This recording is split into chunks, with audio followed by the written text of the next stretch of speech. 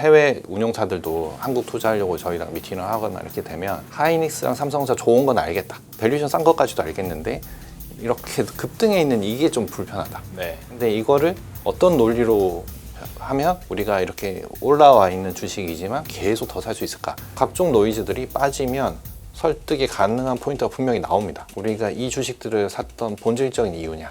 그러니까 전자닉스를 왜 샀냐라고 하면 이 사이클은 빅 사이클이고 길게 가는 사이클이고 실적이 좋아지니까 밸류에이션도 부담이 없기 때문에 샀다가 근본적인 이유거든요. 그렇죠. 이게 틀어졌냐라고 생각해 보면 사실 그건 알고 오히려 더 강화되고 있다는 상황이 나오면 공포를 뚫고 매수하는 게 맞다. 지금부터는 커진 시장에서 7,000조가 넘어가는 이 시장에서 우리 체력이 다음번에 어떤 테마로 어디서 더 받아줄 수 있을까?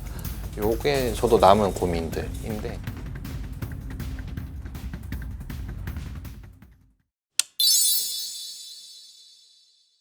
보고펀드 자산운용 이한영 주식운용본부 본부장과 함께하도록 하겠습니다. 어서 오십시오. 네, 안녕하세요. 안녕하십니까.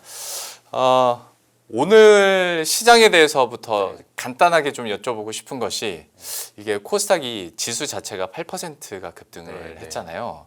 이제 이렇게 지수 자체가 급등을 해도 그러니까 당연히 좋죠. 올랐으니까 당연히 좋은데 약간의 그 한 구석에 야 너무 급한 거 아닌가? 좀 무섭다라는 생각도 없지 않은데 본부장님께서는 오늘 하루의 시장 어떻게 보셨습니까? 일단 뭐 복잡하게 보였긴 했는데 사실 오늘 빠진 종목 보면 저는 오늘 딱 2개 섹터가 빠졌다. 그리고 종목은 5개다라고 보면 삼성전자 하이닉스 일단 반도체니까 빠졌고요. 그다음에 특이한 건 결국 또 특이하게 좋았던 그러니까 우리가 신경 안 썼지만 반도체만큼 올랐던 백화점 3사 빠졌습니다. 그래서 결론적으로는 많이 오른 거 빠지고 그다음에 안 올랐던 것들 좀 수급 퍼졌다. 이제 결론인데 지난주에 보면 저희가 ADR 많이 보고 있었고 근데 ADR이 지난주에 제 기억상 한 48% 정도까지 밀렸다가 반등이 조금 나왔거든요.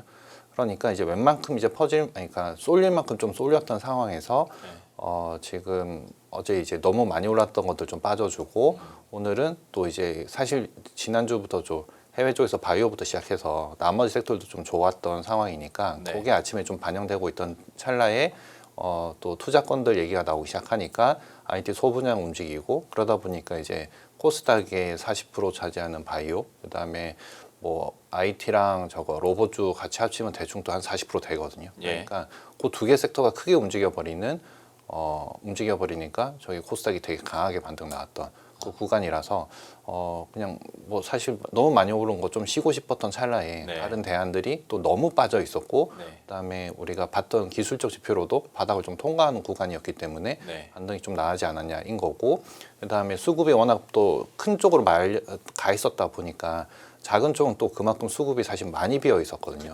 많이 비어 있던 상태에서 쇼커버랑 그다음에 신규 매수세 딱 들어와 버리니까 좀 강하게 튀어버리는 형태. 그게 이제 오늘의 시장의 반응이지 않았을까 이렇게 생각합니다. 그러면 한 가지만 시장 관련해서 좀 사실 이건 본부장님께 여쭤보려고 했던 본질은 아닌데 또 운용을 또 하시니까 수급적인 측면에서 외국인들이 오늘 8조 가까이 팔았잖아요. 이거를 단순 그러니까 리밸런싱 정도로 봐야 되는 건지 월말 아니면 한국 너무 파는데로 봐야 되는지 좀 어떤 느낌이셨어요? 저는 사실 계속 드렸던 말씀 중에 하나가 외국인이 이제 사실 한국을 지울 거였으면 그냥 코스피에서 외국인 지분율 자체가 빠졌어야 되는데 그건 아니라는 거죠. 그래서 여기 차트 일단 봐보시면 이거는 전에도 계속 이거는 지금 제가 보여드리는 차트는 거의 기존 것들이랑 다 같지만 숫자는 다 최신 버전으로 업데이트돼 있고 그다음에 지금 이 외국인 지분율이랑 거래대금은 지난주 금요일 종가 기준인데 보시면 빨간색 선이 외국인의 지분율입니다. 코스피에서. 그래서 코스피의 외국인 지분율은 최대치로 지금 계속 올라와 있거든요. 그래서 아무리 팔아도 지분율은 올라간다 라고 하면 결국은 뭐 저는 이제 한국을 사실 말해서 지우기 위해서 팔았다기보다는 한국의 비중에 맞춰서 계속 헤어컷을 하고 있는 과정이다 정도로 이해를 하고 그다음에 8조를 팔아도 10조로 받아주니까 그래서 사실 저희가 뭐 실물자산 투자할 때 보시면 저희가 큰 물건일수록 우리가 투자할 때 다음번에 이거를 내가 팔고 싶을 때 받아줄 체력이 없으면 못 파는 거거든요. 근데 지금 이거를 받아주는 상황이 되니까 이제 너무 많이 먹었고 그다음에 사실 인덱스 펀드들이야 지수를 그냥 맞춰내야 되는 네. 구조인 거지. 지수가 오랐다고 해서 이거를 아웃퍼폼 시키기 위해서 좀 더 소위 말하는 액티브 벳을 더 세게 건 거는 조금 위험한 상황인 거고 네. 사실 많이 올랐으니까 헤어컷만 하고 있다 그렇죠. 정도로 봐서 저는 뭐 사실 각종 이슈들이 다 있습니다. 그러니까 지금 빠져도 이유를 대면 빠지는 게 해석이 되는데 근데 그게 저희가 받아들이기에는 이것 때문에 이까지 빠진다고? 이게 아니거든요. 네. 그래서 다 수급적인 이슈고 그 수급적인 이슈에서 외국인 지분은 그냥 헤어컷을 계속 일괄되게 하고 있다라는 거여서 지울 거였으면 지분율이 떨어졌어야 됐다. 근데 그게 아니다라고 하면 그냥 지수, 그러니까 높아진 한국의 이머징 마켓 내에서의 이머징 지수대로 그냥 유지하고 있다 정도 그냥 그렇게 생각하고 있습니다. 근데 파는 거는 좀 부담되긴 하죠. 그냥 계속 파니까. 그리고 이제 지분율이 계속 높아진 상태에서 이걸 반대로 좀 안 좋게 해석하자면 여전히 외국인의 매수세가 이어서 나올 수 있다라는 거기도 하잖아요. 물론 지금 시장은 개인이 이끌어서 여기까지 오긴 했습니다만은 외국인들이 화답을 못 해주는데 이거는 이제 뭐 셀코리아라기보다는 네.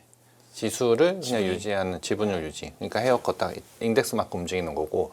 그다음에 약간 반전의 포인트는 있죠. 뭐냐면 외국인이 그러면 좀 세게 들어오려면 뭐 약간 이벤트로 보면 사실 하이닉스의 ADR 상장 이렇게 되면 조건이 있습니다. 그러니까 미국의 로컬에서 운용하는 펀드들은 미국의 증권거래소의 기준을 통과시키지 못한 상장사에는 그러니까 상장이 아닌 거죠. 통과를 못했으면 상장이 아닌 거니까. 예, 그러면 못 삽니다.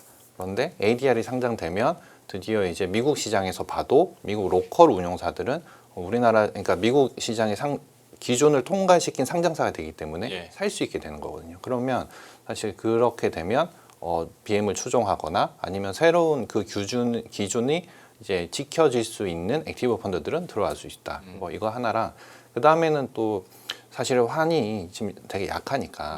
원래 외국인이 좀 세게 움직이려면 지금 환손실 날 것 같으니까 세게 못 들어오는 거거든요. 그래서 약간 좀 추세적으로 환의 방향이 좀 바뀌면 그래도 좀 강하게 들어오지 않을까 하는 거고 뭐 사실 이거는 그냥 혼자 좀 스토리를 짜보면 지금은 사실은 뭐 워낙에 미국 쪽에 그러니까 상대적 강도로 미국 쪽의 경제 체력도 좋고 다 좋은 상황이니까 이제 달러 강세의 흐름이 그냥 지속될 수밖에 없는 구조인데 이런 측면에서 보면 우리나라의 무역 수지가 되게 흑자로 확 보여지는 구간.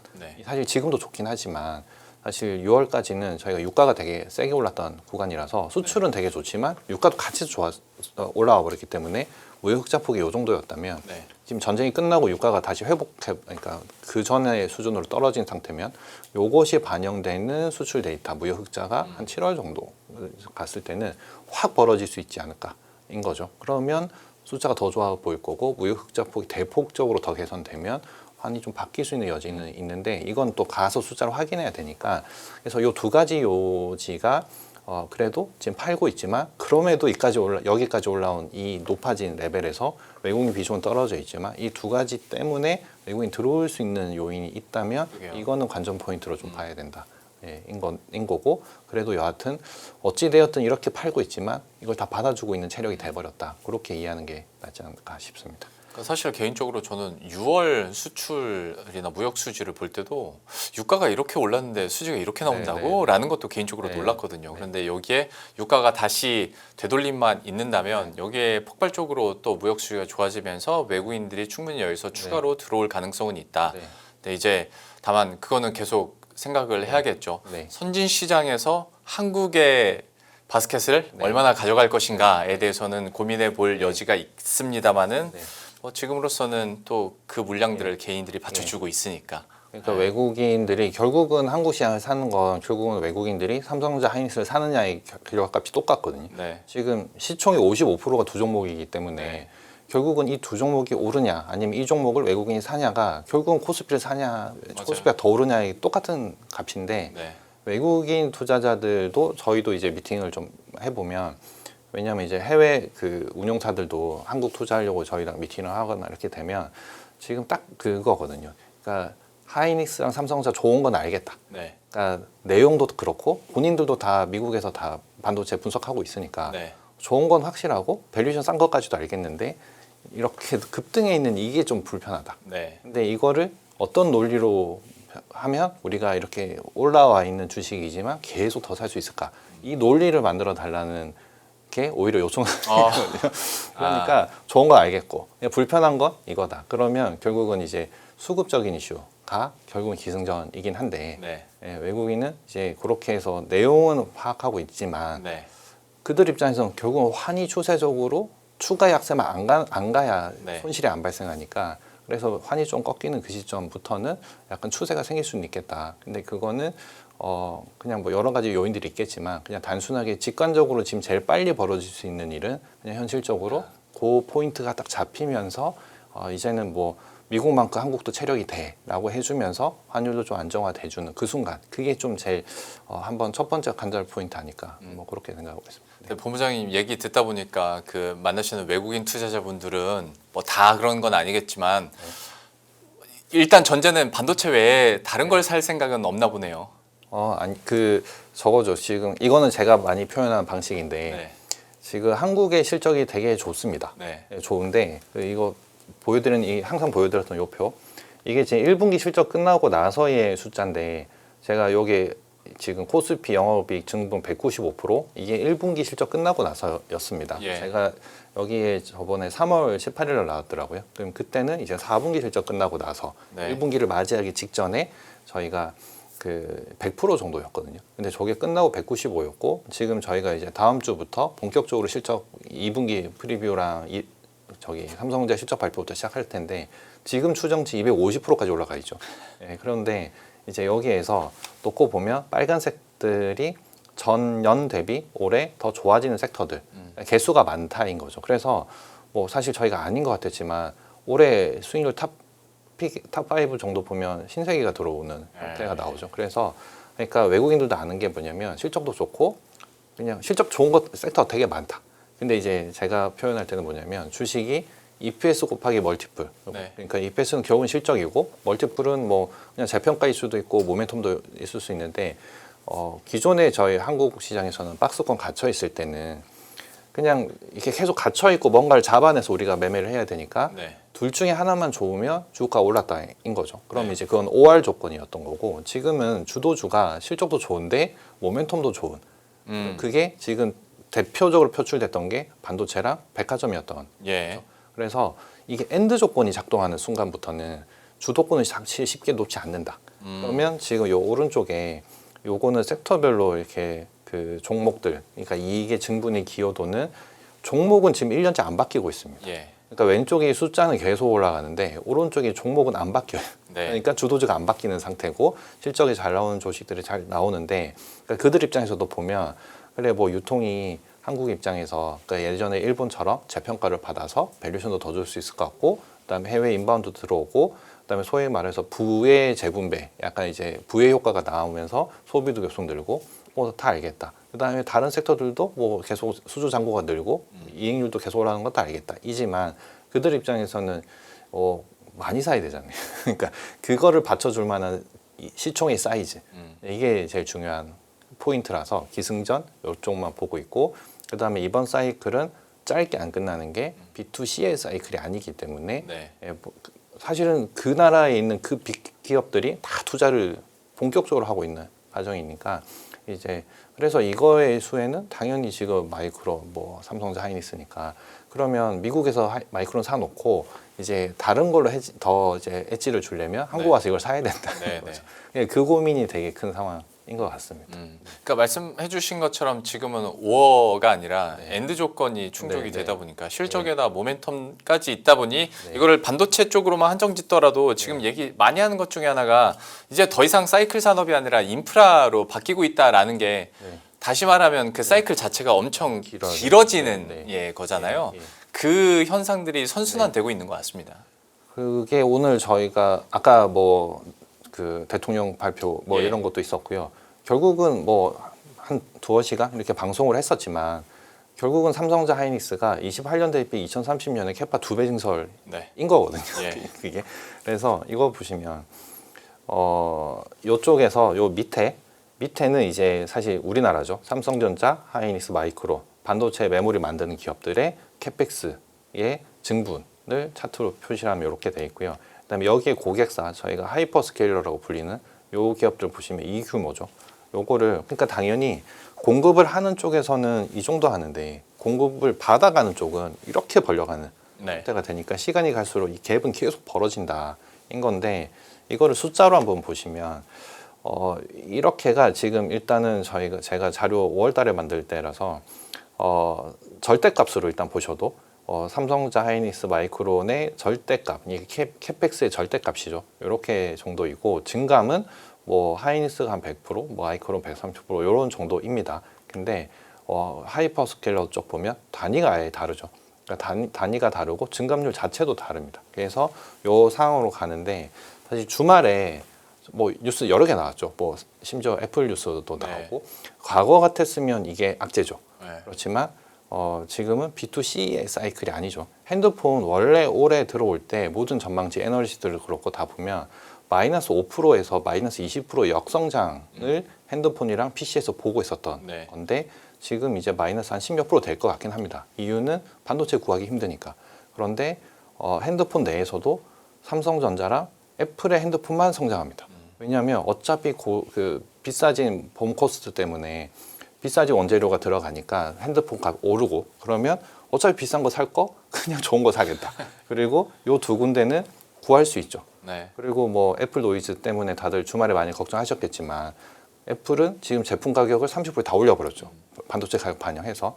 그리고 CXMT한테 가서 중국한테서도 수출할 수 있게 열어줘 하지만 CXMT IPO 자료에 딱 적혀 있죠. 내수로 80% 충당한다. 네. 그러니까 내수로 공급을 80% 한다인데 지금은 중국도 미국한테 주기 싫은 거죠. 왜냐하면 지금 서로 AI에 대해서 패권 싸움인데 이거를 왜 여기를 갖다 줘야 되냐. 요 게임이 되기 때문에 지금은 결국은 B2G가 판을 벌려버렸고 수혜는 B2B가 받고 있고 심지어 B2B에 대한 투자도 삼성전자 하이닉스나 뭐 마이크론 등등에 대해서도 심지어 기판 업체에 대해서도 네. 빅테크들이 본인들이 돈을 태우고 싶어하는 형태가 나오기 때문에 이거는 과거의 우리 패턴대로 B2C의 그런 핸드폰 뭐 애플 이슈 때문에 뭐 이런 거는 사실 그냥 노이즈거리지 이게 지금 질문 주신 그 포인트 길게 가는 이 사이클에 있어서 지금 정황이 계속 반증이다 오히려 그냥 그렇게 보시는 게 맞다라고 보고요. 사실 저는 어제 오늘 뉴스 보면서 그동안 이 애플이 얼마나 가격을 네. 뿌려쳤으면 그렇죠. 이 모든 반도체 제조업체들이 안 주겠다는 식으로 이게 완전 각각이 완전히 뒤바뀌는 형태가 맞아요. 지금 나와버렸습니다. 그래서 이런 게 다 반증이다라고 보는 게 맞지 않나. 예, 그렇게 그러니까 저도 주말 사이에 놀라웠던 네. 것 중에 하나가 첫 번째가 많은 분들이 그 포인트를 지적했다라는 네. 거예요. 애플이 지금까지 얼마나 후려쳤길래 지금 분위기가 이러냐라는 거 하나하고 두 번째는 진짜 예전 같았으면 이걸 되게 큰 악재로 받아들였을 법한데 네. 개인 투자자들도 아니야, 네. 악재 아니야라고 네. 스스로 해석들을 네. 많이 하시더라고요. 네. 그게 이 네. 숫자가 너무 딱 뻔하니까 그런 것 그렇죠. 같습니다. 네. 그리고 CXMT 같은 경우는 이거 그냥 애플이 간보는 걸 수도 있어. 이렇게까지 네. 벌써 해석을 하고 네. 계셔서 네. 오히려 개인들이 여기서 공포보다는 이제 기회로 삼으신 분들이 그래서 많은 것 같긴 한데 우리가 좋은 얘기를 많이 네. 했으니까 네. 저는 어쩔 수 없이 저도 좋게 네. 보지만 네. 반대편에서 하나만 혹시나 싶어서 실적이랑 모멘텀이 같이 가고 있는데 네, 네. 모멘텀은 계속 나올 수 있을 것 같아요. 네. 앞으로 최소 2, 3년 동안은. 네. 근데 실적이라는 거는 이걸 투자와 주가의 관계로 봤을 때 피크라는 느낌이 네, 네. 오는 순간 네. 투자 측면에서는 이제 네. 끝물일 수 있는 네. 거잖아요.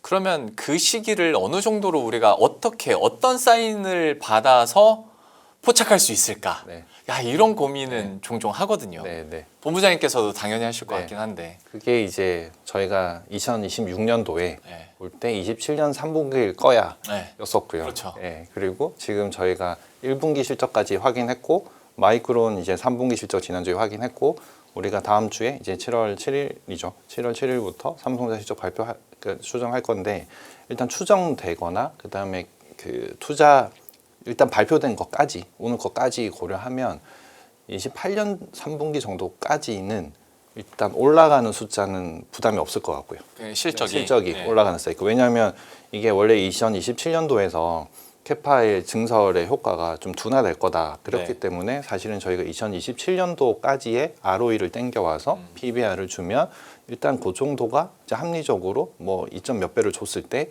목표가가 이제 요 정도까지는 반영해 줘도 되지 않겠냐였다가 지금 캐펙스 증설이나 가격 인상 사이클 그다음에 롱텀 어그리먼트 이런 거 등등 확인하면서 28년 3분기 정도까지는 1년 연장인 거죠. 됐는데 오늘 발표한 거 보면 잘하면 또 1년 연장하겠다 하는 거지만 일단 그거는 또 가봐야 하는 거니까 일단 그 언제까지가 좀 걱정이냐라고 하면 28년까지 사실 별로 걱정 안 되고요. 네. 28년도 3분기부터는 걱정을 좀 그 다음 그림이 나와줘야. 그래서 그 시점이 또 한 1년 뒤에 가면 저희가 27년 이 시점이 되면 또 28년도까지 캐파를 보고 여유가 있네 없네 이런 걸 고민할 텐데 그렇죠. 그러면 결국은 ROE를 보고 저희가 뭐 다들 이제 PER로 많이 바뀌긴 했지만 예. 과거의 패턴대로 자본의 효율성이 얼마나 나와서 우리가 PBR 밸류에이션을 어디까지 줄 수 있을까를 보려면 결국은 캐펙스로 투자 사이클을 계속 이끌어내고 있어야 되는 아니면 또 주주 친화 정책을 써서 뭐 그냥 숫자적으로 ROE가 높게 만들어주든 네. 뭐 여러 가지가 있을 텐데 어차피 투자 산업이기 때문에 효율적으로 뭔가 투자해서 계속 끌어올 수 있는 모멘텀을 만들어줘야 주가가 안 실 거거든요. 네. 그래서 EPS나 뭐 아니면 그러니까 그렇죠 실적이죠. 실적의 증가에 의해서 조금 걱정을 해봐야 되는 거는 28년도 3분기일 것 같다. 근데 이제 저희는 항상 그거를 미리미리 땡겨서 고민은 하고 있지만 그렇죠. 그 숫자가 꺾이기 전까지는 일단 노이즈일 가능성이 되게 크고 그 사이사이에 벌어지는 일들. 네. 예, 근데 저희도 뭐 기업 미팅 다 하고 계속 이런 업데이트 받고 사실 오늘 뭐 삼성전자 하이닉스 발표한 거 보면 결국은 2035년까지 1000조 하는 거니까 네. 결국은 10년에 100조씩 하는 거거든요.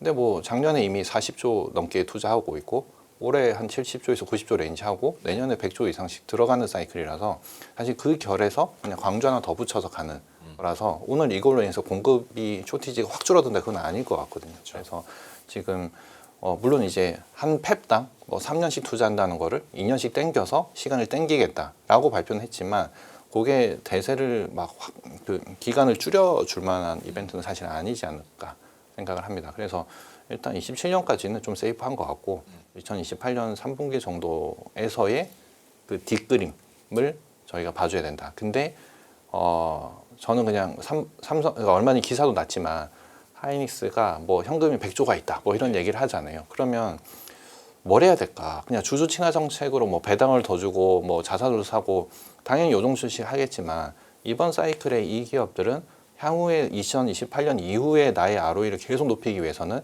신규 투자를 하거나 아니면 돈이 될 만한 걸 M&A를 해와야 되는 네. 사이클일 텐데 저는 그 뉴스들이 나오면 이 우려를 뒤로 좀 더 연장시켜 나가는 형태가 되지 않을까 싶습니다.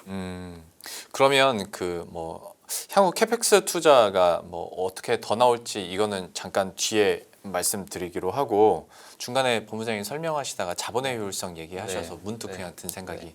실적이나 지금 그러니까 펀더멘탈 쪽으로 수요 공급 측면에서 뭐 다 이거는 이제 확신이 들거든요. 자본의 효율성 측면에서 금리가 발목을 잡진 않을까에 대해서는 좀 어떻게 보십니까?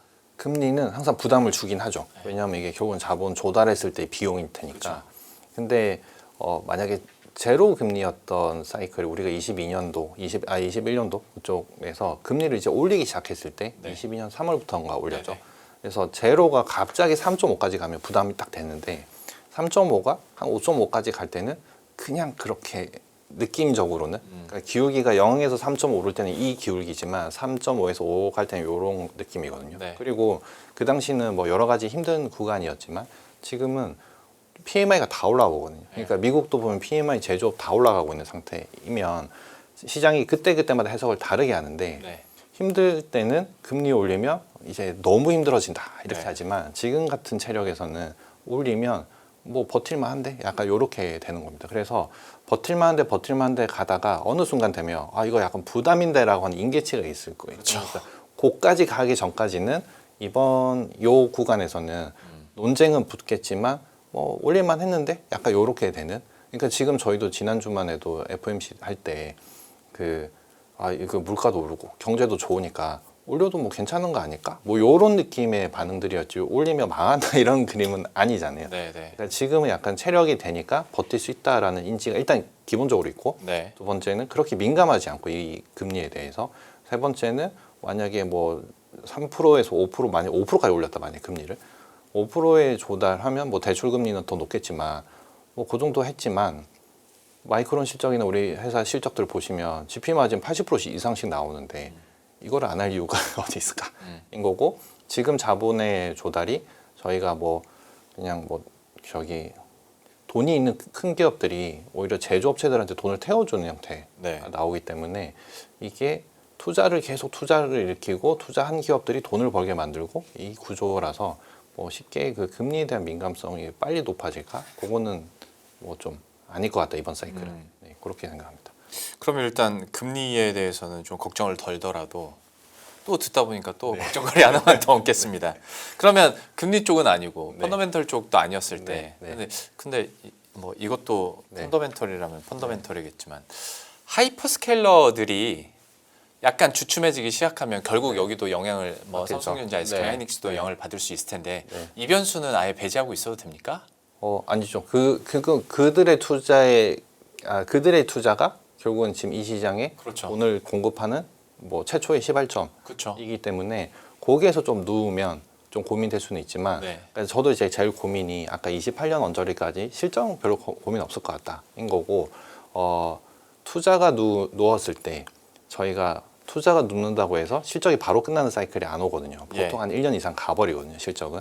그러면 EPS는 쭉 오르다가 옆으로 길 때 마지막 벌어지는 일이죠. 밸류션 더 주기. 그렇죠. 예, 요거까지는 저희가 봐줘야 되고 근데 투자가 좀 눕는다라고 하면 그때부터는 사실 앞에 수익률이 급하게 올라왔으면 바로 영향받을 수는 있고요. 왜냐하면 밸류션 바로 땡겼을 테니까. 근데 그게 아니라 점진적으로 쭉 해서 중장기적으로 올랐으면 예를 들면 현대일렉처럼 현대일렉 지금 6년째 오르고 있지 않습니까? 그냥 PBR 0.4에서 시작한 게 지금 PER 40배를 받고 있거든요. 그 사이클이 가야 대부분 이제 마무리가 될 건데 그래서 사실 내년 그 3분기 언저리쯤이 좀 중요해지는 게 우리가 요거를 계속 확인하고 가야 되는 대신에 지금 정황상은 이걸 섣불리 예측했다가는 우리가 먼저 털려 나오는 형태가 돼서 그거를 너무 맞추려고 덤빌 필요는 없고 질문하셨던 것처럼 언제까지 좀 세이프할까? 그러면 지금 제 대답은 28년은 뭐 2, 3분기까지는 세이프한 것 같아요. 라고 하면 아직 한 1년에서 1년 반 남았으니 그리고 또 가면서 한 분기 지나면서 계속 확인해 가는 과정인 것 같고 저희도 그래서 지금 매니저들 제일 중점적으로 하는 거는 반도체 밸류 체인들 쭉 있으면 저희도 뭐 매니저들 처음부터 한 방 계속 가서 계속 체크하거든요. 심지어 저희는 일본, 대만까지 다 다니거든요, 매니저들. 근데 정황상 아직은 그래서 저희가 모든 걸 종합했을 때 2028년 언저리까지는 좀 세이프한 것 같다라고 보고 있었는데 오늘 발표하는 거랑 뭐 최근에 저희도 딴 데서 발표하는 것들 들어보면 뭐 요 정도까지. 그래서 일단 이거는 길이를 보면서 좀 가보자. 대신에 딱 고게 눕는 그러니까 투자가 눕는 구간이 언제일까. 근데 병목 현상은 분명히 나올 겁니다. 나올 거지만 중간중간에 이쪽들도 돈이 안 되는데 붙진 않을 거니까 하면서 수익 모델화 시키고 하면서 수익 모델화 시키고 뭐 그거는 이제 스토리 짜기 나름이지 않을까 싶죠. 그래서 뭐 예전에 테슬라 모델 S 쫙 깔면서 돈이 안 되지만 우리가 이게 우리의 자산이야라고 우기는 거죠. 사실 FSD를 깔기 위해서 우리가 깔았다라고 해버리는 순간. 그래서 그거까지는 가져야 모든 게 끝나지 않을까라는 생각이고 투자는 아직은 정황상 보여주는 숫자 가지고는 투자 역시도 앞으로 한 1, 2년은 좀 세이프하다. 물론 이제 자금 조달할 때 어디선가 삐끄덕은 분명히 나올 텐데 그게 모든 거를 현상을 해석하면 조금 우리가 실기할 가능성이 좀 크다. 그러니까 그렇게 보고 있습니다. 그런 약간의 부침들은 사실 지금까지 없던 게 아니었어요. 계속 있었죠. 한 번씩 계속 있었고 그런 부채에 대한 그러면 ROE나 ROI에 대한 문제들이 항상 나왔었는데 결과적으로 펀더멘털 자체가 훼손된 적은 없었습니다. 지금까지 조금 더 갈 수 있겠다라는 생각과 함께 이건 좀 다른 얘기일 수는 있는데 여기 스토리는 너무 잘 알고 이런 뭐 캐펙스 투자나 설비 투자 확대에 대한 이야기가 한 작년 하반기부터 만약에 이제 나왔다고 가정을 했을 때 1년 정도가 지나면 이제 소부장 쪽으로도 실제로 온기가 와야 되거든요. 숫자도 찍히기 시작해야 되고 좀 우리 하반기에는 반도체 소부장 쪽으로도 그러면 실질적인 턴어라운드가 그러니까 반등이 가능할까에 대해서는 좀 어떻게 보십니까? 그게 저는 이번 실적이 좀 중요할 것 같습니다. 이번 실적 시즌이 중요했거든요. 왜냐하면 저희도 이제 컨센서스를 보는데 사실 저희가 체감하는 그 컨센서스의 레벨과 지금 이제 애널리스트들 프리뷰가 이제 막 프리뷰 시즌이 시작했으니까 예. 자료들이 나오긴 하는데 지금 그렇게 추정치가 안 높거든요. 여기서 그 대상이 탑2인가요? 아니면 소부장들? 아 소부장이에요. 소부장들. 소부장. 예, 소부장들에 대해서. 그러니까 제 이번에 뭐 마이크론도 서프라이즈 나왔고요. 그리고 저희도 보면 뭐 5월, 6월, 그러니까 4월, 5월, 6월이 2분기 실적이지만 네. 사실 탑2 반도체 탑2도 4, 5, 6월에 가면 갈수록 메모리 가격이 더 올렸거든요. 그렇죠. 네, 그런데 투자까지 계속 더 발표하고 있단 말이죠. 그러면 뭐 전공정이든 후공정이든 IT 소부장들이 실적이 분기에 뭐 10% 오를 10% 20% 레인지는 사실 아니라는 거죠. 네. 더 높은 그렇죠. 레벨일 것 같은데 네. 지금 저희가 FN 가이드 컨센서스 보면 웬만큼 분기로 한 20% 레인지로 잡혀 있으니 서프라이즈 요인이 좀 있지 않을까라는 생각을 좀 하고 있습니다. 그래서 이게 확인돼주면 어차피 오늘 실적 발표, 그러니까 오늘은 투자 발표를 하면서 와 이 정도면 전공정 업체는 무조건 좋겠다 그냥 직관적으로 다들 느끼게 그렇죠. 되잖아요. 네, 네. 그런 와중에 숫자가 안 나오잖아라고 하지만 사실 코스닥을 전체로 보면 숫자가 안 나오죠. 네. 근데 뭐 승강제를 하든 어떻게 하든 프리미엄으로 뭐 앞에 70개를 꽂든 100개 꽂든 하든 그렇게 또 추려내면 그쪽 리그의 이쪽 기업들은 숫자가 잘 나오거든요. 또 예, 그렇게 되면 숫자도 되는데 모멘텀이 되네. 모멘텀은 투자 캐펙스가 되니 낙수효과를 받겠다인 거고 숫자는 가려져 있었는데 드러나기 시작하면 어느 순간 믿기 시작할 거고 그게 이제 저는 제일 중요한 분기점이 이번 2분기인 것 같고 네. 그다음에 7월 1일이 저거죠. 코스닥 그 30주년 기념일인데 원래 그때 뭐 지수고 뭐고 발표하는 것처럼 돼 있었다가 사실 밀렸잖아요. 네. 9월 정도로. 그래서 이번 2분기 때 한번 맛배기로 숫자들 우리가 확인해 주면 사실 이건 정황상 QOQ로 숫자가 밀릴 일은 없는 산업들이니까 9월달 언저리쯤에 뭐 승강제 이런 게 도입이 된다 그러면 이번 2분기 실적 7월 그 다음에 다음 분기 실적은 이제 11월이죠. 이렇게 되면 그 사이에 승강제 9월달 정도 돼주면 이렇게 숫자 모멘텀 숫자 이어가는 요 형태가 나와주면 코스닥은 좀 이렇게 IT 소부장 쪽에서 좀 괜찮지 않을까인 거고 그렇게 되면 아까 서두에 말씀드린 주가가 되려면 EPS 곱하기 멀티플에서 엔드 조건이 성립이 되니까 네. 되는 구조가 네. 좀 나오지 않을까. 이거는 저희도 계속 그림 그리는 겁니다. 근데 이제 결국은 수급의 이슈가 좀 남아있긴 하죠. 네. 워낙 큰 쪽으로 쏠려가니까 기관들은 살 수밖에 없고 네. 그다음에 뭐 ETF도 다 그쪽으로 쏠려가게끔 지금 상품들이 워낙 많이 나와 있고 사실 일반 대중들은 사실 뭐 전자니스에 대한 약간 믿음으로 그러니까 레버리 좀 더 먹고 싶은 이런 게 있으니까 이렇게 쏠려가다 보니 이쪽 속으로 좀 와주면 제일 좋은데 일단 1차적으로 지난주에 ADR이 극단적으로 갔을 때 매니저들도 사실 매일 오른다고 좋아하진 않거든요. 그러니까 어느 정도 것 그쵸. 이렇게 가줘야 길게 가는 건데 지금 너무 급하게 오다 보니까 사실 하루에 1%만 빠져도 난리 난 것처럼 다들 이렇게 인지를 하시는데 뭐 사실 좀 길게 가려면 이격 조정을 해주고 ADR도 좀 이렇게 너무 빠졌던 ADR도 좀 올라와주고 그다음에 섹터도 좀 분산되면서 지금 이 질문처럼 IT 소부장도 이러이렇게 되면 될 것 같은데 네. 라는 걸 우리가 스토리가 짤 수 있으면 네. 수급은 퍼져나올 수 있거든요. 그래서 오히려 퍼져나오면 이 전자닉스의 변동성도 오히려 완화될 겁니다. 그러면 시장도 좀 더 완화돼서 갈 수 있습니다. 맞아요. 네. 네. 그래서 그게 좀 나와주면 여러모로 좋지 않을까. 네. 그 본부장님 그 답변 후반쯤에 답이 나온 것 같긴 한데 제가 질문 하나만 좀 네. 더 드리자면 소부장에 대해서 실적이나 분석을 해주셨잖아요. 시장에서도 그렇고 우리 모두가 이제 실적이 찍힐 거라는 것도 알고 그러면 이제 개인 투자자 입장에서는 주가는 실적에 한 6개월 선행한다며 근데 왜 못 올랐어? 네. 라고 한다면 네. 어디서 가장 큰 이유를 찾으시는지 근데 이거는 그 이유는 네. 사실 귀에 걸면 귀걸이 코에 걸면 코걸이거든요. 네.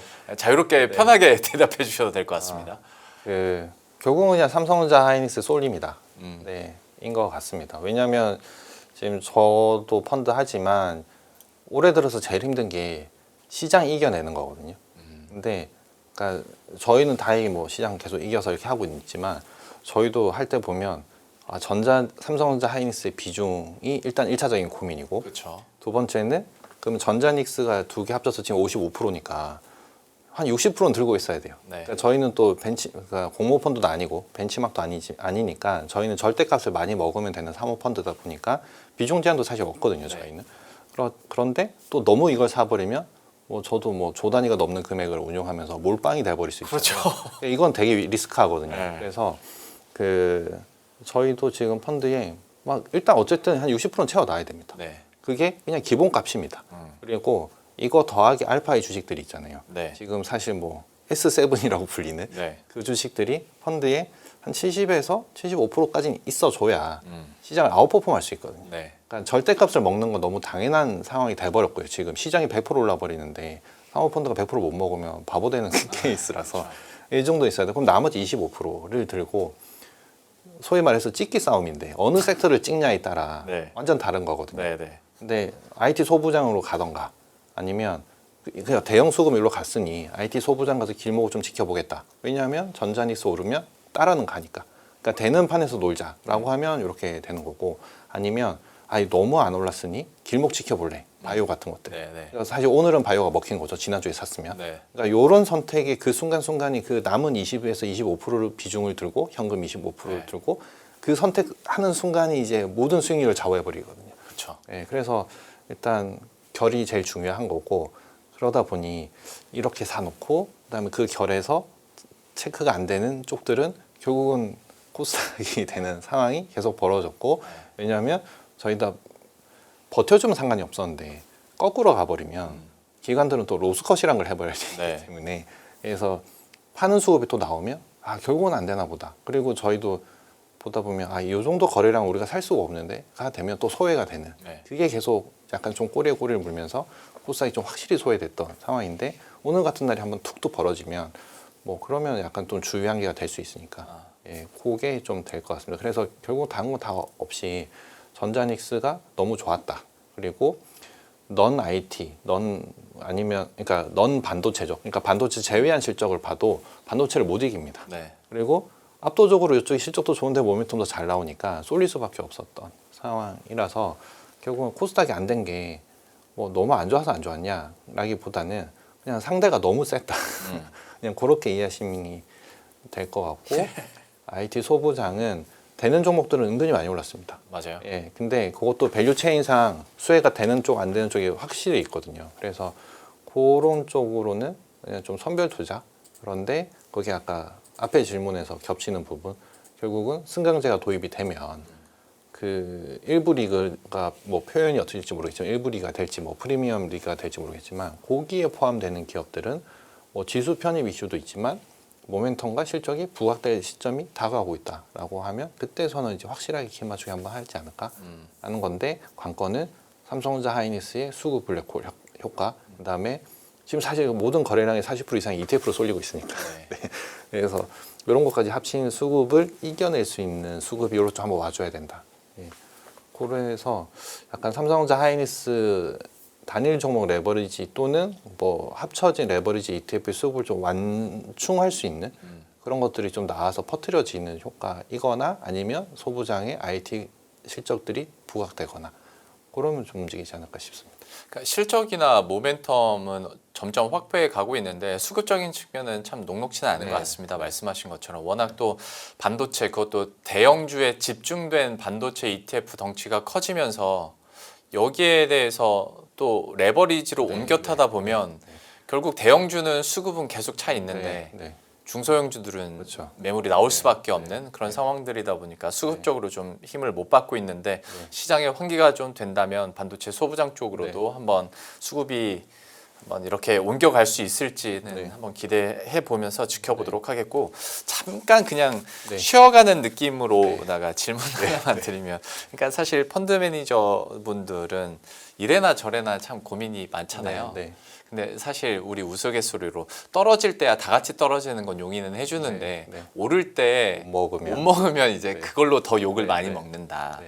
그러면 얘기를 해주신 것처럼 반도체 대장주로 한 60에서 뭐 많으면 70%를 담는다고 했을 때 그리고 나머지 한 10%에서 15%는 뭐 플러스 알파에서 다른 섹터를 찾는다고 했을 때 해치 자산은 그러면 거의 다 안 넣어요? 극대화시키기 위해서? 그러니까 레버리지를 쓰죠. 저희는 그러니까 투자가 분들이 이제 공모펀드랑 저희처럼 사모펀드 보실 때 네. 가장 큰 차이가 뭘까라고 하면 공모펀드는 말 그대로 뭐 일반 대중의 자금을 룰에 맞춰서 하니까 기준들이 다 있죠. 뭐 캡도 있고. 예, 캡도 다 씌워져 있고 네. 그다음에 선물 못 쓰죠. 그건 네. 해지용으로 정도만 좀 쓸 수 있고. 근데 사모는 해지를 쓸 수 있죠. 그래서 근데 또 이게 레버리지라고 하면 다들 또 엄청 겁내하시는데 제 펀드도 기본적으로 다 레버리지 200%짜리입니다. 네. 200%인데 저희가 200%를 못 쓰죠. 네. 왜냐하면 200%까지 쓰려면 제가 주식을 만약에 현금 100%를 다 주식을 샀습니다. 모든 걸 담보로 잡고 공매도까지 쳐서 양반을 다 먹어야 레버리지를 풀로 지르는 상황인데 네. 문제는 이렇게 또 안 되죠. 왜냐하면 공매도를 하려면 저희가 담보를 잡아야 되는 그렇죠. 거죠. 담보 효력 비용이 60에서 70% 사이밖에 안 됩니다. 그러면 이론적으로 200%라고 상품이 나가지만 네. 맥스로 써도 170% 정도가 정말 쥐어 짜냈을 때 쓸 수 있는 비중인데 문제는 이렇게 해서 포지션을 잡으면 담보가 다 잡혀 있기 때문에 매매를 못 합니다. 그렇죠. 예, 그래서 못 합니다, 이렇게. 네. 그래서 평균적으로 다들 좀 많이 한다 해도 정말 롱숏 펀드가 아닌 이상 저희처럼 롱 바이어스 펀드들은 뭐 진짜 많이 써도 한 120%인데 왜 120%냐? 저희가 장내 파생 상품을 쓸 수 있거든요. 그거는 네. 선물이죠, 선물. 주식 선물, 지수 선물이거나 개별 주식 선물. 그렇게 되면 근데 또 비고난도 상품이라는 이슈 때문에 장내 파생 상품은 펀드의 NAV의 20% 미만으로만 쓸 수 있습니다. 네. 그럼 제가 주식을 만약에 현금으로 100을 다 샀다. 그러면 선물은 19.9까지 사야 되는 거죠. 근데 시세 상승에 의해서 초과돼도 안 됩니다. 그러니까 여유분을 둬야 되는 예. 거잖아요. 그래서 그러면 어떻게 됩니까? 한 115 정도 쓰는 거죠. 그래서 좋은 장에서는 주식을 한 95에서 100 현금으로 사고 네. 선물을 한 15% 정도 더 사는. 그게 이제 해지들이 하는 거고 반대로 나쁠 때는 뭐 선물을 롱으로 할 이유가 없으니까 거꾸로 이제 숏으로 해서 해지를 걸어주는 그런 정도가 이제 레버리지 좀 쓸 수 있는 상황인데 지금 같은 장에서는 만약에 IT 소부장 이런 게 다 된다라고 하면 사모펀드들은 삼성전자 하이닉스는 선물로 사면 되고요. 살 수 있으니까 사면 되고 현금은 좀 더 아껴서 IT 소부장으로는 사실 선물 매매가 하기 힘드니까 네. 현금은 소부장을 사버리면 완전 극대화될 수 있죠. 네. 이게 정말 특정 산업이 잘 될 때는 그쪽 산업의 대장주는 개별 주식 선물로 사고 네. 그다음에 중대형주 소부장 종목들은 그냥 현금으로 사버리면 그 펀드는 그 역할을 충분히 할 수 있는 네. 상황이 만들어질 수 있습니다. 좀 행복한 고민이긴 한데 상승 그러니까 수익률이 좀 희석되진 않아요. 그렇게 하면? 그게 뭐 레버리지 극대화 있을 때는 확실히 좋아지는 네. 거고요. 근데 이제 그 해지를 걸어서 반대 방향으로 잡은 거는 사실은 또 사모펀드 내에서도 롱숏 펀드가 있고 저희처럼 롱 바이어스가 있는데 롱 바이어스는 말 그대로 롱에 바이어스 돼 있다 보니까 지금 같은 장에서는 그렇게 막 숏 포지션을 안 잡죠. 거의 안 잡고 중간중간 간헐적으로 좀 이벤트들이 좀 지리하게 좀 벌어질 것 네네. 같다라고 할 때는 리스크 해지해야 되니까 그 순간은 조금 짧게 거는 건 있지만 근데 일단은 저희는 안 좋을 때는 살아남아야 되니까 네. 그 비용으로는 별로 아깝지 않은 그렇게 가고 그리고 또 될 때는 저희는 빠르게 메이크업이 돼버리니까 그래서 그런 정도는 그냥 안전 비용 정도 이렇게 생각한다고 쓰는 거죠. 좋은 인사이트인 것 같습니다. 왜냐면 이제 그 해치용으로 써야 되는데 앞에서도 잠깐 언급은 해주셨지만 개인 투자자분들이 레버리지로 네.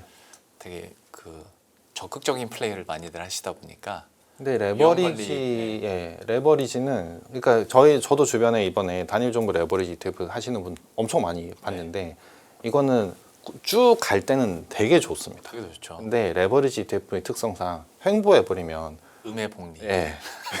녹아버립니다. 네.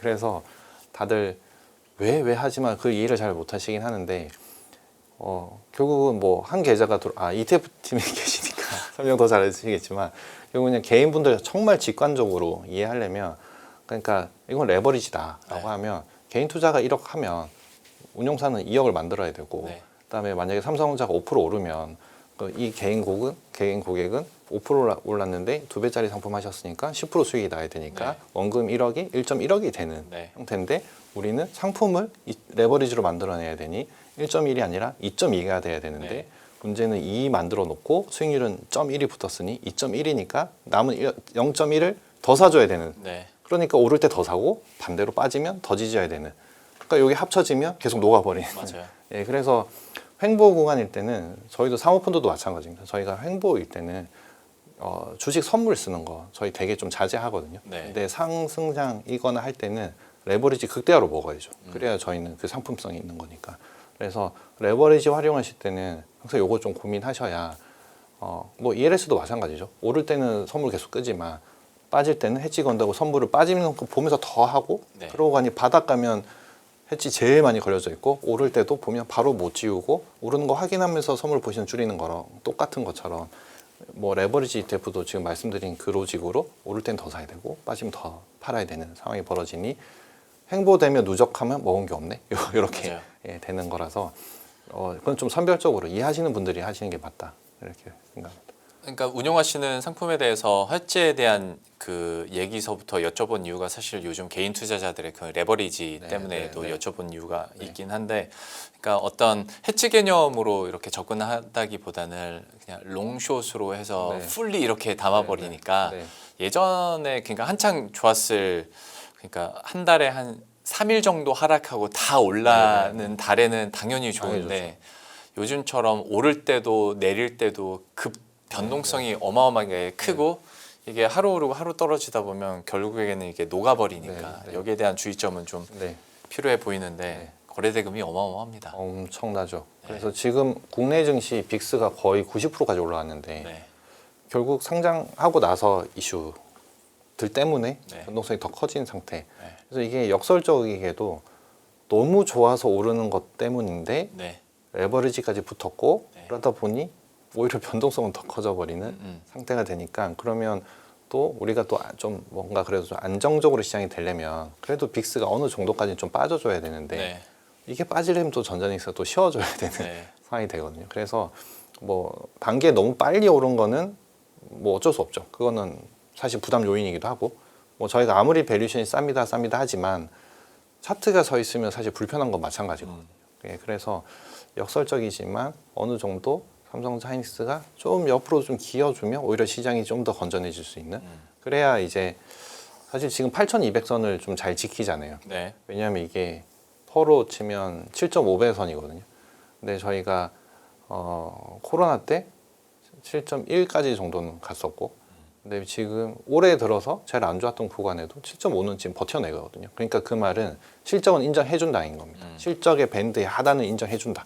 그래서 오히려 실적을 인정해주면서 옆으로 좀 횡보를 해주면 사실 길게 가기엔 좀 되게 좋은 상황인데 네. 그게 이번 실적 시즌 전까지 한 1, 2주이지 않을까. 그래서 저희도 6월 달에 운용 뭐 전략 이런 거 할 때는 좀 옆으로 좀 기어주면 좋겠다. 사실 빠지지 말고. 근데 이 정도의 변동성을 요했던 건 아닌데 너무 왔다 갔다 해버리고 네. 지금 시장의 특징이 오르는 날도 살 시간을 안 주고 그렇죠. 빠지는 날도 팔 시간을 안 줘버리거든요. 그러니까 다들 막 우왕좌왕되고 오히려 공포스러운 상황이긴 하지만 뭐 지수 말씀드린 대로 그 정도를 지켜낸다는 거 그다음에 어쨌든 높아진 빅스지만 지수랑 대입을 해보면 그래도 그 변동성 내에서 그냥 움직이고 있는 상황이긴 하거든요. 그래서 뭐 너무 공포스럽게 보일 수는 있지만 뭐 이게 끝났다라고 계속 얘기할 필요는 사실 없어 보이고 각종 노이즈들이 빠지면 설득이 가능한 포인트가 분명히 나옵니다. 네. 그러면 팔고 싶어지는데 네.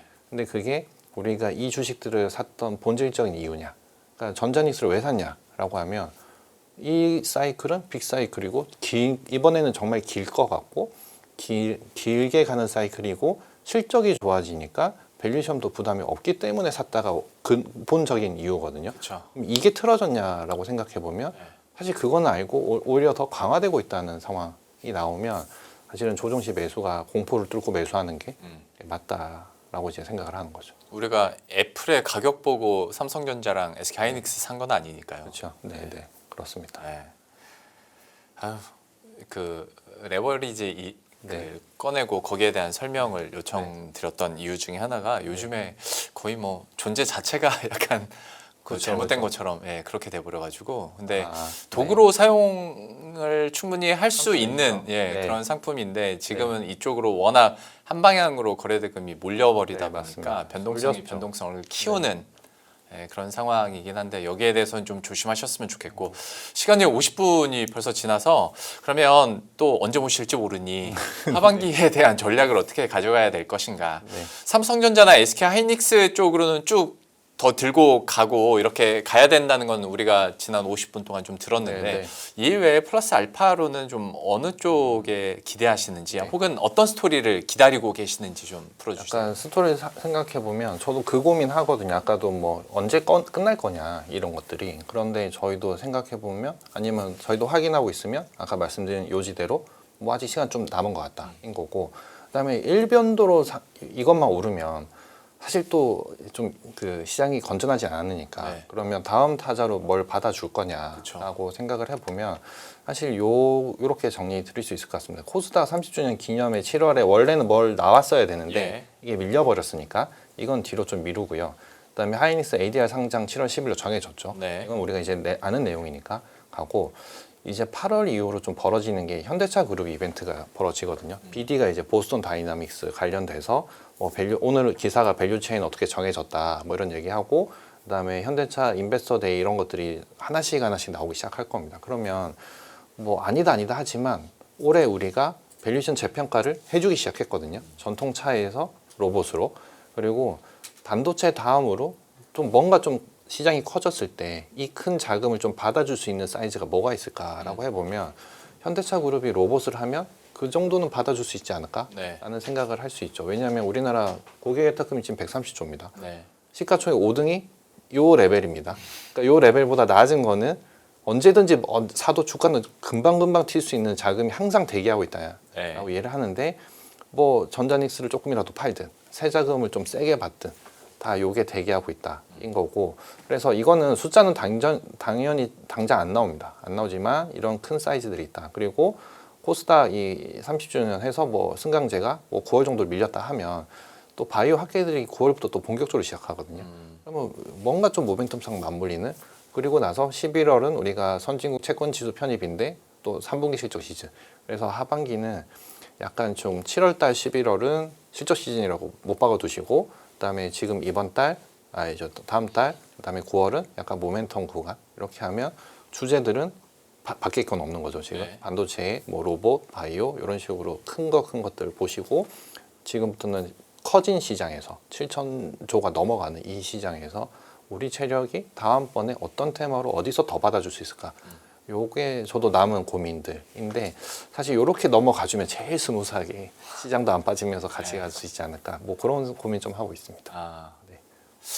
네. 그 저 에스모 유럽 종양학회야 네. 어떤 내용이 그리고 어떤 겹이 모멘텀을 받을지는 모르겠는데 네, 네. 그 WGBI 관련해서 네. 좀 여쭤보고 싶은 네. 게 시장 워낙 안 좋고 좀 침체돼 있을 때야 WGBI에 대한 모멘텀들이나 실제로 그러면 외국계 자금이 얼마나 들어올지 네, 참 네, 기사화가 많이 됐었는데 요즘에는 유동성이 안 보죠. 넘쳐나서 그런지 네. 별로 네. 여기에 대한 기대감은 네. 없는 것 같은데 네.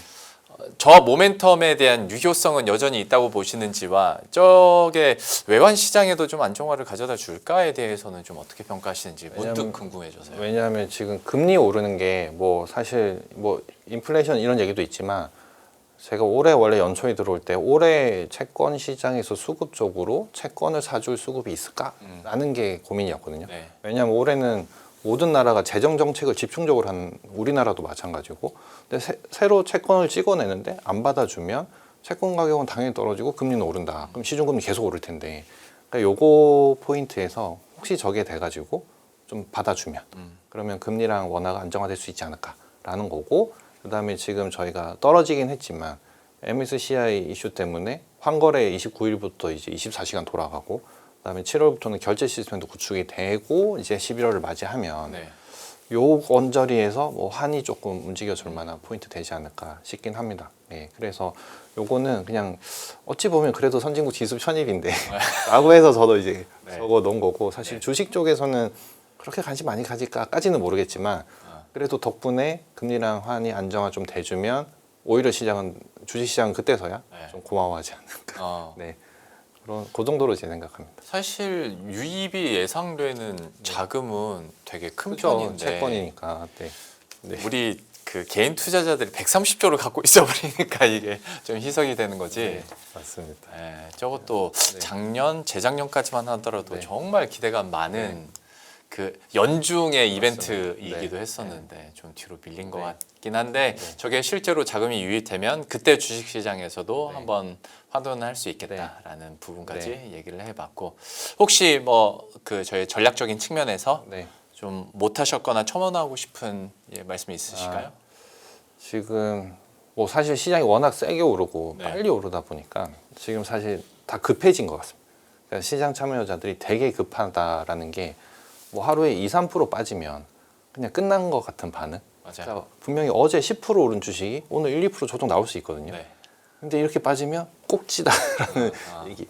그래서 그러니까 시세에 너무 그다음에 또 급한 마음에 이 마음을 조금 눌러야 된다라는 게 좀 생각이고요. 그리고 저희가 실적 시즌 되면 또 숫자를 보면 사람이 차분해질 수 있거든요. 그래서 급할수록 아까 제가 그런 것처럼 막 노이즈 많지만 요로 숫자 보시면 기간이 좀 남은 것 같습니다라는 식으로 이제 저도 뭐 제 생각이 정리되는 거지만 그런 시간을 좀 가지셨으면 되지 않을까. 그러니까 좀 필요한 것 같다. 네, 그게 예, 그래야 우리 시장도 좀 변동성도 그렇고 우리가 또 안 쏠려 다녀야 그 좀 투자도 좀 잘하고 그렇죠. 이런 장은 그냥 소위 말해서 저희가 좀 나이브하게 말하면 시장이 흔들면서 우리를 털어낼 때 네. 안 털려야 많이 먹습니다. 그렇죠. 그러니까 소위 그 승수 앱 효과를 삭제해야 되는. 예.